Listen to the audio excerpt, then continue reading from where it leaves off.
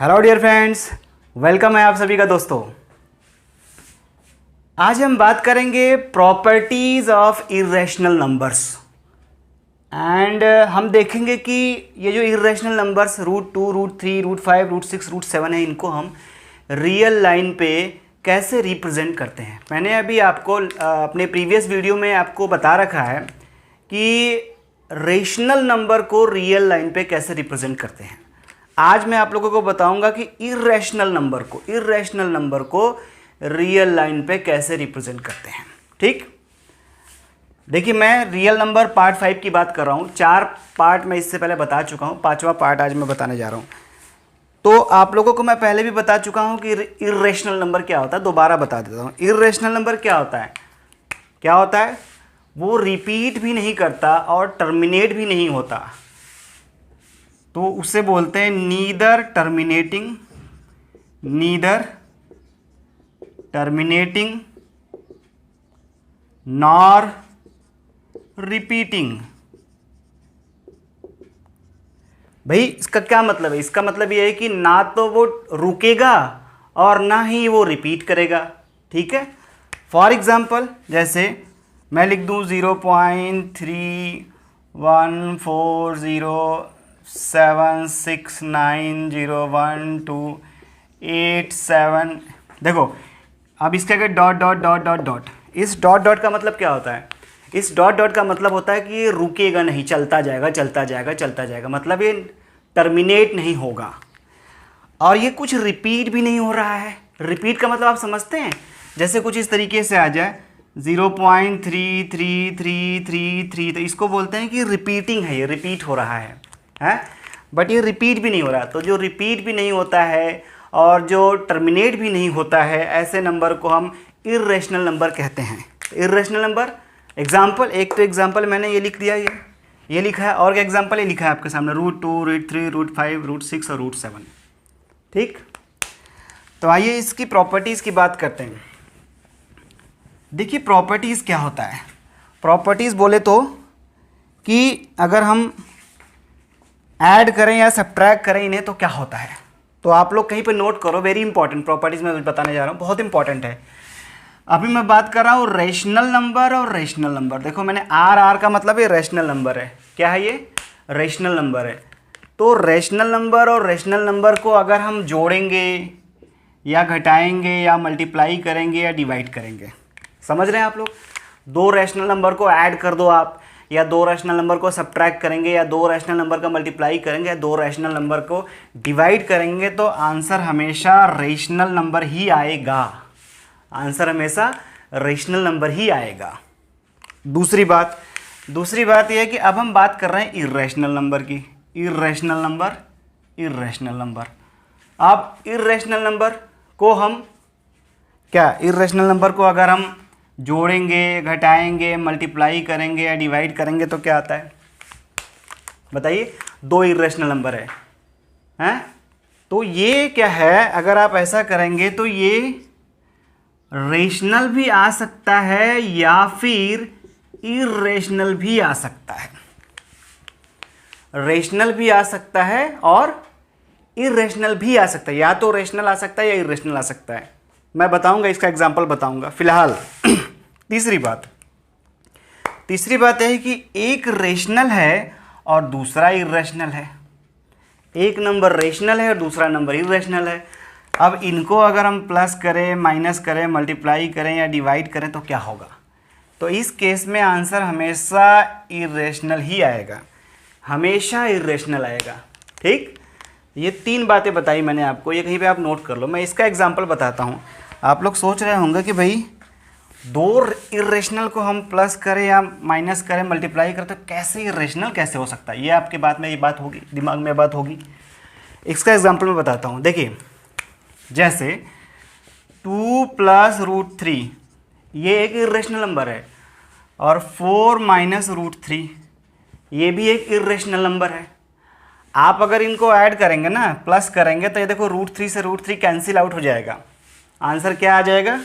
4 और 2 6। तो 6 क्या है? 6 तो रेशनल नंबर है ना।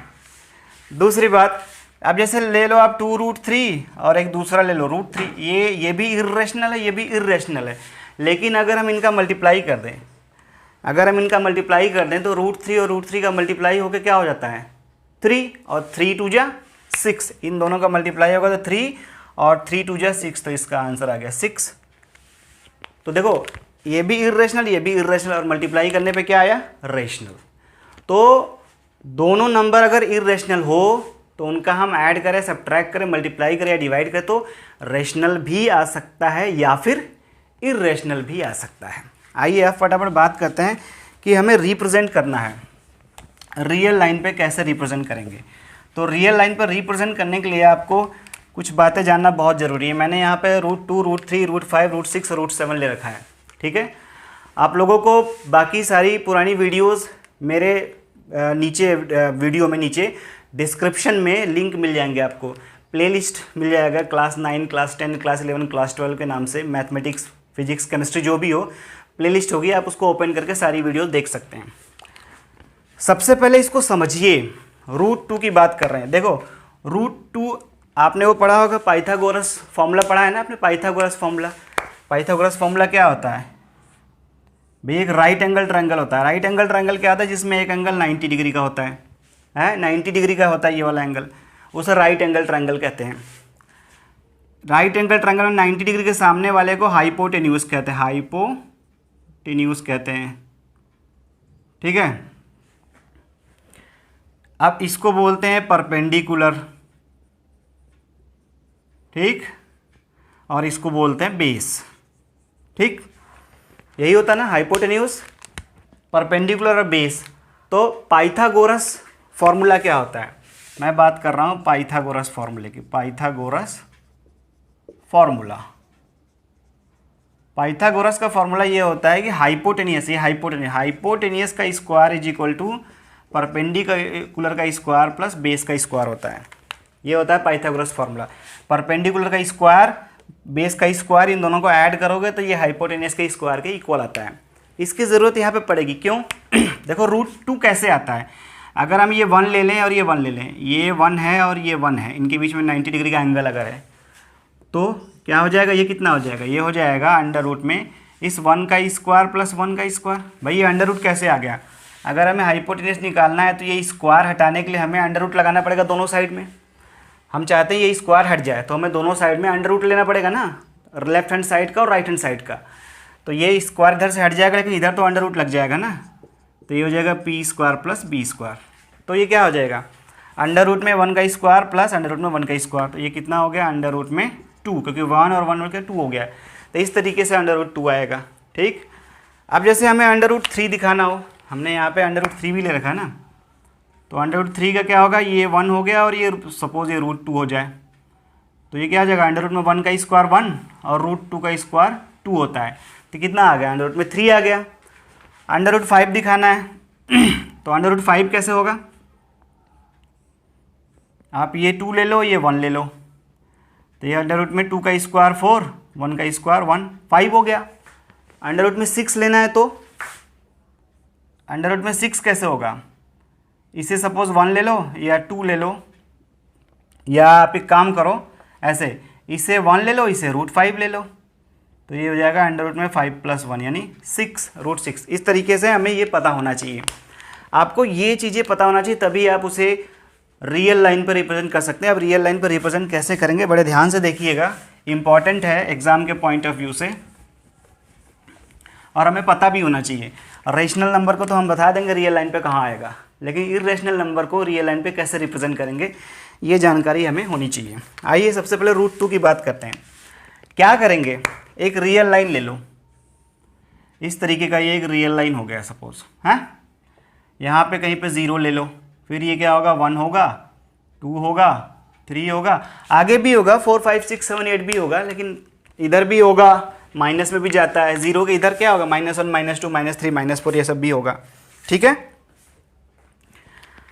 देखिए क्या करेंगे हम, हमें √2 को शो करना है सबसे पहले, √2 को, तो हमें ये 1 चाहिए और ये 1 चाहिए। तो देखो हम यहाँ 0 से ही स्टार्ट होता, तो ये 1 हुआ, यहाँ तक 1 हुआ, यहाँ तक, इस पॉइंट को नाम दे दो A। यहाँ पे 1 हुआ, ये 1 है ना, ये डिस्टेंस कितना है, 1 सेंटीमीटर, 1 है। अब आप क्या करो, आप ले लो कंपास। कंपास जो होता है ना, कंपास, रूलर कंपास जो होता है कंपास, उससे आप यहाँ पे 90 डिग्री का एंगल बनाओ। एक 90 डिग्री का एंगल बना के ऐसे लाइन खींच दो। 90 डिग्री का एंगल बनाओ आप। 90 डिग्री का एंगल कैसे बनाते हैं मैं भी बता दूंगा। फिर क्या करो, आप यहाँ से 1 मेज़र करो। ये जैसे ये 1 है, इतना ही 1 यहाँ से मेज़र करके यहाँ पे कट करो। 1 मेज़र करके कट कर लिया, ये भी हो गया 1। इस पॉइंट का नाम दे दो B। अब आप क्या करो, इसका नाम दे दो O। ये 0 1 2 3 है, लेकिन ये O और A है, नाम पॉइंट का नाम दे दिया मैंने यार। अब इसको इससे आप मिला दो, ठीक। अब क्या करो, इसको मेज़र करो, इसको कंपास से मेज़र करो। आप यहाँ रखो, कंपास से मेज़र करो, dot dot dot dot dot.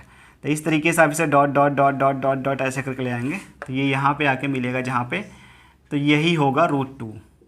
क्योंकि ये डिस्टेंस कितना है, √2। ये 1 तो ये √2 हुआ, तो ये डिस्टेंस कितना हो जाएगा, √2 हो जाएगा। दैट मीन्स ये हुआ, इसका मतलब क्या हुआ, इसका मतलब ये हो कि आप यहाँ से यहाँ का डिस्टेंस ये होगा √2, और √2 होता कितना है, 1.414। कितना होता है, 1.414। कुछ इसकी वैल्यू यही आती है, 1.414। आगे भी आती है, ये तो मैंने कुछ डेसिमल पॉइंट तक बता दिया। अब बात कर लेते हैं √3 की। √3 कैसे करेंगे, √3 का क्या है, √2 होना चाहिए और उस पर 1 होना चाहिए। अच्छा, सबसे पहले ये देखते हैं कि 90 डिग्री कैसे बनाएंगे, ये बड़ा इंपॉर्टेंट है। क्या करेंगे 90 डिग्री बनाने के लिए, जैसे ये एक लाइन है और ये एक पॉइंट है, हमें यहाँ पे 90 डिग्री बनाना है। कितना, 90 डिग्री बनाना है।